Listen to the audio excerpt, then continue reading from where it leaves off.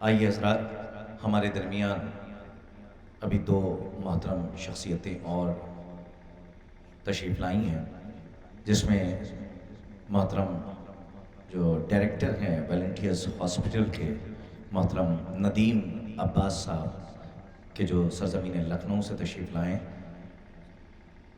نوجوان ان سے گزارش ہے کہ یہ اسٹیج پہ تشریف لے آئیں، اور ہمارے محترم قمر ظفر صاحب جو سماج سیوی ہیں ان سے بھی گزارش ہے کہ وہ اسٹیج پہ تشریف لے آئیں۔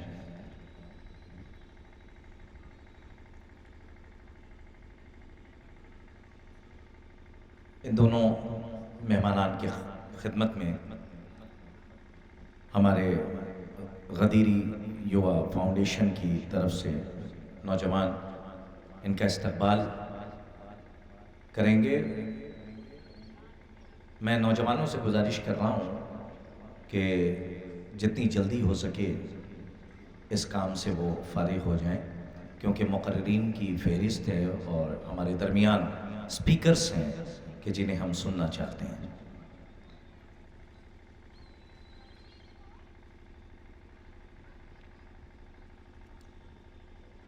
آئیے حضرات، اب ایک اسکالر، اسلامک اسکالر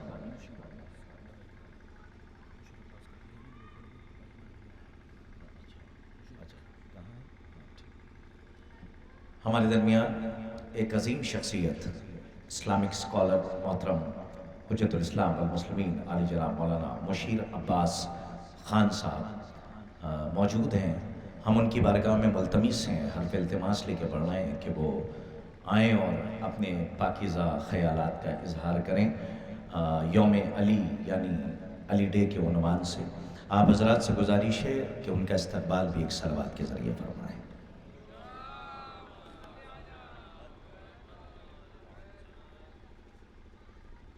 حجت الاسلام والمسلمین علی جناب مولانا مشیر عباس خان صاحب۔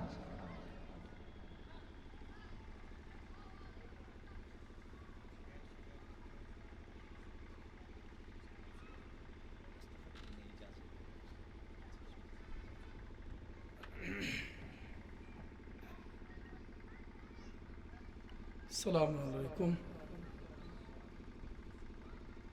لا حول ولا قوة الا باللہ العلی العظیم۔ اعوذ باللہ من الشیطان اللعین الرجیم۔ بسم اللہ الرحمن الرحیم۔ الحمد للہ رب العالمین، الصلاۃ والسلام علی رسولہ الکریم وآلہ الطیبین الطاہرین،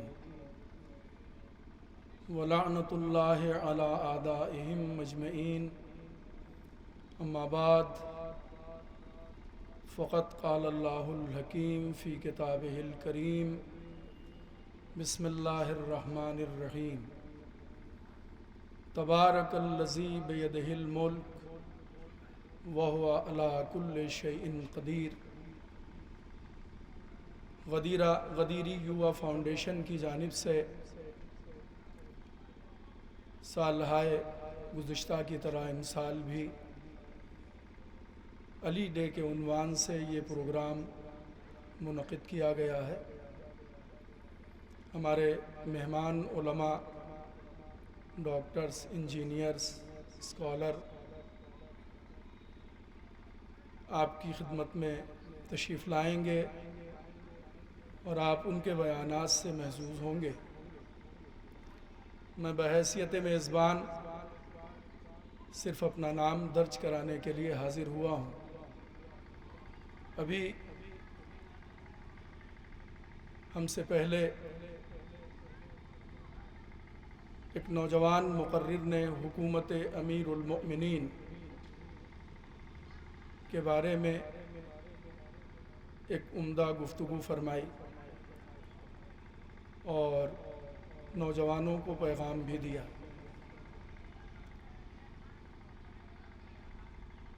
قرآن مجید میں ارشاد ہے، بابرکت ہے وہ ذات جس کے قبضہ قدرت میں ملک ہے ममलकत है, हुकूमत है, दुनिया की शाही उसी के दस्ते अख्तियार में है। क़ब्ल इसके कि कोई उसके हुदूद अरबा को पूछता, इरशाद हुआ वह हुआ अला कुल्ल शैइन क़दीर, वो दुनिया के ज़र्रे ज़र्रे पे क़ादिर है। सच तो यही है कि सारी दुनिया पे खालिक़ कायनात की हुकूमत है। यूँ तो दुनिया में हुकूमत के दावे बहुत से लोग करते हैं, मगर सच यही है कि हुकूमत खुदा के अलावा किसी के दस्ते अख्तियार में नहीं है। मैं अमीरुल मोमिनीन के सिलसिले से एक पैगाम पेश करने से पहले ये अर्ज़ करना चाहता हूँ, इसका मतलब ये कतई नहीं है कि बंदगान खुदा में कोई हाकिम नहीं हो सकता, इसलिए कि हमने इब्तिदाई से देखा, जब इस दुनिया में आँख खोली तो एक हाकिम बाप की सूरत और एक हाकिमा माँ की सूरत हमारे घर में मौजूद है।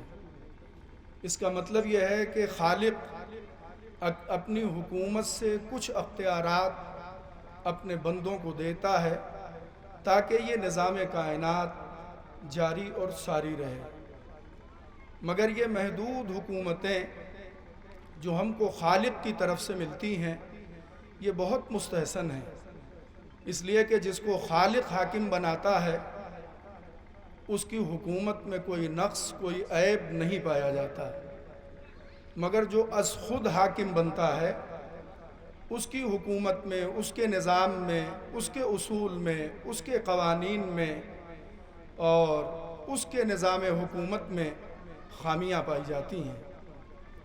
हमारा ये इम्तियाज़ 14 सदियों से रहा कि हमने उसी को हाकिम माना जिसको खालिक ने हाकिम बनाया, और जिसने ख़ुद अपनी हुकूमत का ऐलान किया, हमने उसकी हाकिमियत को कभी भी तसव्वुर नहीं किया।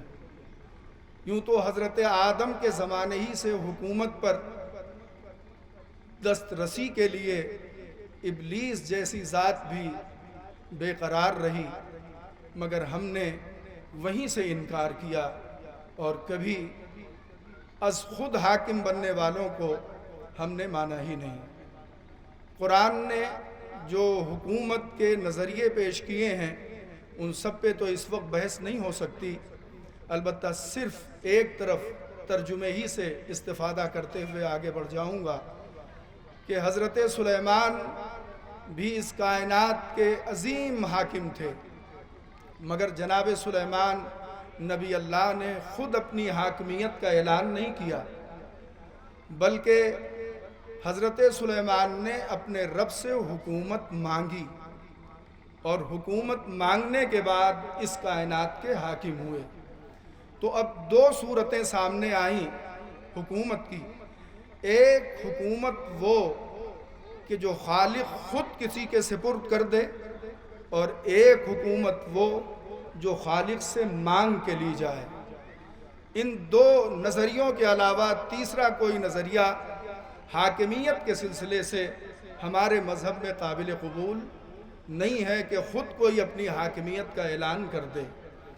अब दो नज़रियों में से एक नज़रिया तो ये है, जैसे हज़रत सुलेमान ने अपने रब से हुकूमत मांगी और उसके साथ ये भी कहा कि फिर ऐसी हुकूमत किसी और को न देना, तो जनाब सुलेमान ने अपने एतबार से दुनिया की सबसे बड़ी हुकूमत मांग ली, मगर इस कायनात में एक हाकिम और है जिसकी तारीफ़ करने के लिए इतने उलमा और मुकर्ररीन तशरीफ़ लाए हैं, अभी वो बयान करेंगे। एक हाकिम और है, मैंने नहीं देखा कि कभी उसने हाथ उठाकर अपने खालिक से हुकूमत मांगी हो।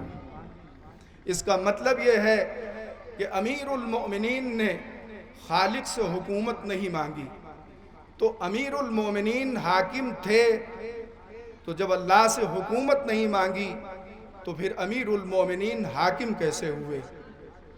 میں توجہ چاہتا ہوں۔ اس کا مطلب یہ ہے کہ کچھ حاکم اس کائنات میں اس عظمت کے مالک ہوں گے کہ بغیر مانگے انہیں خالق حکومت عطا کرے گا، اور دونوں میں تھوڑا سا فرق بھی ہے۔ جو مانگ کے حکومت لیتا ہے، اگر ذرا بھی ترک اولا بھی سامنے آیا تو خالق حکومت کو لے بھی لیتا ہے، مگر جسے از خود حاکم بناتا ہے خالق، اس سے کبھی حکومت کو لیتا نہیں ہے۔ جسے خدا حاکم بناتا ہے اس کی امتیازی شان ہے۔ جس نے خدا سے مانگ کے حکومت لی ہے وہ بھی باعظمت ہے، مگر جسے از خود خدا نے حکومت دی ہے اس کی حاکمیت کی مثال ہی کائنات میں نہیں ملتی۔ تو میں کہوں گا امیر المؤمنین کو بغیر مانگے حکومت ملی، اور جناب سلیمان نبی اللہ نے مانگ کے حکومت لی۔ تو دونوں میں تھوڑا سا فرق دیکھ لیں اور گفتگو کو تمام کر دوں۔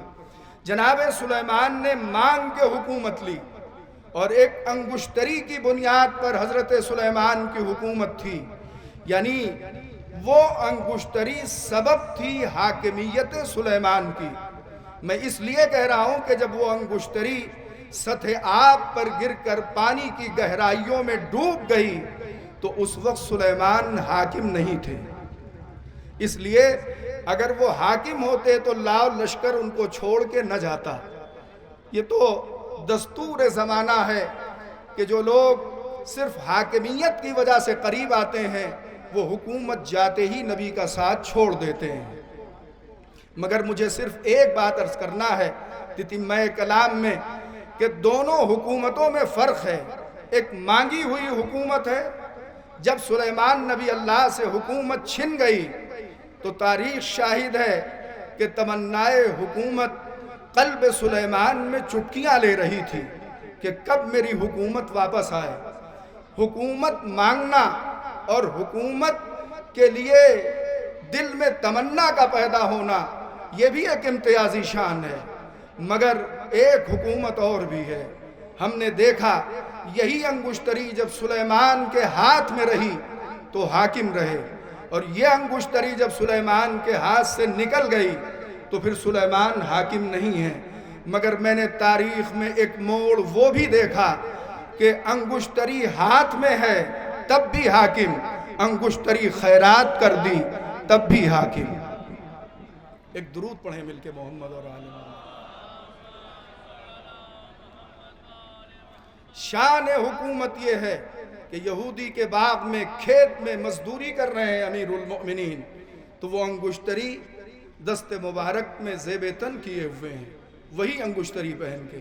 مگر جب عالم رکوع میں زکوٰۃ کی صورت میں سلیمان کی حکومت کو خیرات کر دیا تو معاف کیجئے گا امیر المؤمنین بے اختیار نہیں ہوئے۔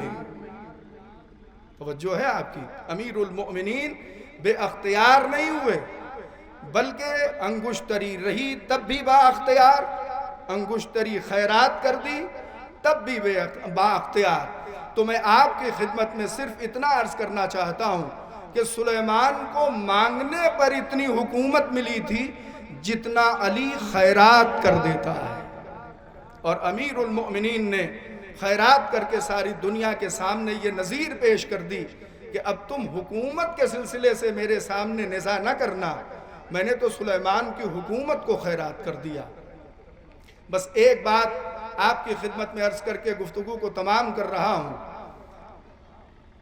دو عظیم شخصیتوں کی بات آپ کی خدمت میں عرض کرنا ہے۔